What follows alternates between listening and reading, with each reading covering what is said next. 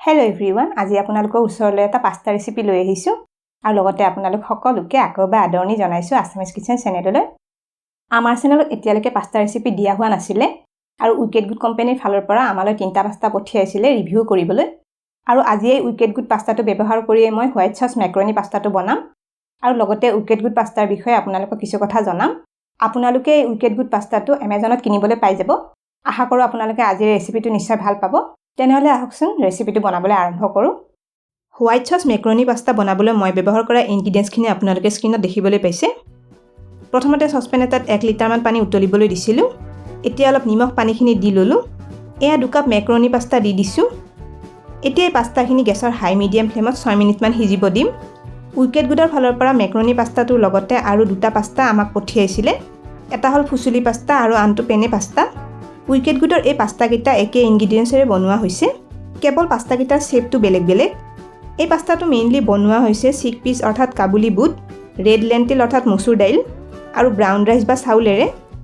আমি যিবোৰ পাস্তা দোকানৰ পৰা কিনি খাই থাকোঁ সেইবোৰ সাধাৰণতে ময়দাৰে বনোৱা হয় আৰু আপোনালোকে জানে যে ময়দা এটা ৰিফাইন ফ্ল'ৰ হয় আৰু সেইকাৰণে ময়দা শৰীৰৰ বাবে হেল্ডি নহয়। এই পাস্তাটো বনাওঁতে ময়দা একেবাৰে ব্যৱহাৰ কৰা হোৱা নাই আৰু যিকেইটা বস্তু ব্যৱহাৰ কৰি এই পাস্তাটো বনোৱা হৈছে সেইকেইটা আমাৰ শৰীৰৰ বাবে বহুত উপকাৰী অৰ্থাৎ হেল্ডি হয়। এই পাস্তাটোত আমি ৰেগুলাৰ যিবোৰ পাস্তা ব্যৱহাৰ কৰোঁ তাতকৈ 50% বেছি প্ৰটিন আৰু 350% বেছি ফাইবাৰ থাকে। তেনেহ'লে আপোনালোকে নিজে গমেই পাইছে কিজানি যে এই পাস্তাটো আমি খাই থকা ৰেগুলাৰ পাস্তাতকৈ কিমান বেছি ভাল আৰু হেল্ডি হ'ব। তেনেহ'লে আপোনালোকে এই উইকেট গুড পাস্তাটো ডেছক্ৰিপশ্যনত দিয়া লিংকৰ জৰিয়তে এমাজনত গৈ কিনিব পাৰে। 6-7 মিনিটমান পিছত এই মেক্ৰণি পাস্তাখিনি সিজি গৈছে। গেছটো অফ কৰি দিছোঁ। এতিয়া এইখিনি লগে লগে ঠাণ্ডা পানীৰে এবাৰ ধুই চেকি ল'ম। এয়া মেক্ৰণিখিনি চেকনি এখনত লৈ লৈছোঁ। ঠাণ্ডা পানীৰে এইখিনি এবাৰ ধুই লৈছোঁ।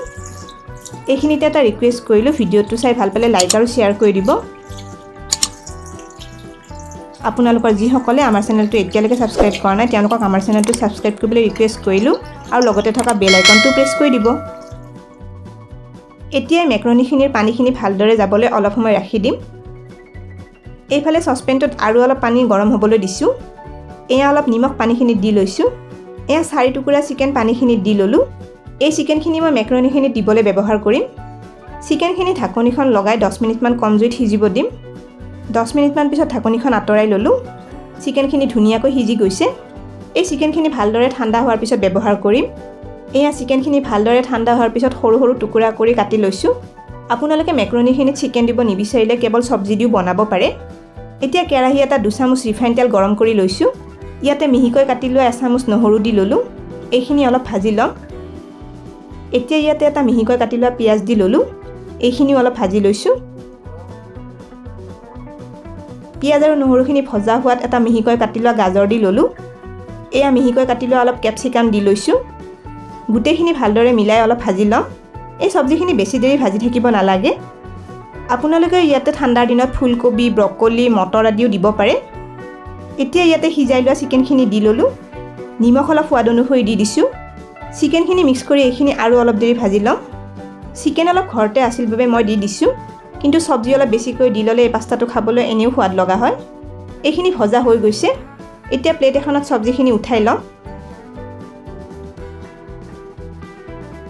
চব্জিখিনি ভজা হোৱাৰ পিছত কেৰাহীটো আকৌ গেছত বহুৱাই দিছোঁ। এতিয়া ইয়াতে 2 চামুচ বাটাৰ দি ল'লোঁ। বাটাৰখিনি ভালদৰে গলাই ল'ম। ইয়াতে মই মেক্ৰণিৰ কাৰণে হোৱাইট চচখিনি প্ৰথমতে বনাই ল'ম। এয়া বাটাৰখিনি 3 চামুচ ময়দা দি ল'লোঁ। এতিয়া ময়দা আৰু বাটাৰখিনি মিক্স কৰি কম জুইত 1 মিনিটমান ভাজি ল'ম।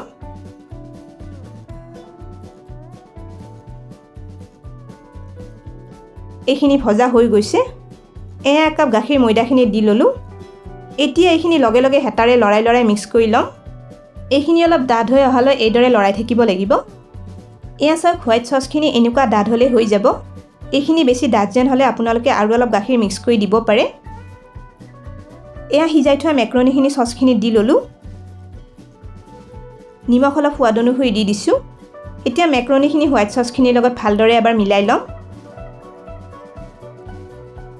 আৰু এইখিনি আগতে ভাজি থোৱা চব্জি আৰু চিকেনখিনিও মেক্ৰণিখিনিত দি ল'লোঁ। আকৌ এবাৰ গোটেইখিনি মিলাই ল'ম। মেক্ৰণিখিনি ভালদৰে মিলাই ল'লোঁ।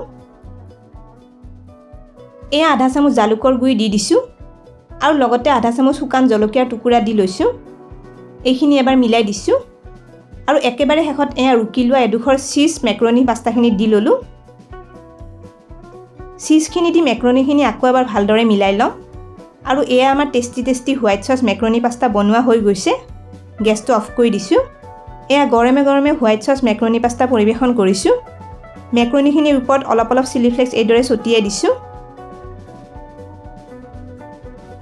তেনেহ'লে মেক্ৰনি পাস্তাটো খাবলৈ কেনেকুৱা হৈছে অলপ খাই টেষ্ট কৰি চাওঁ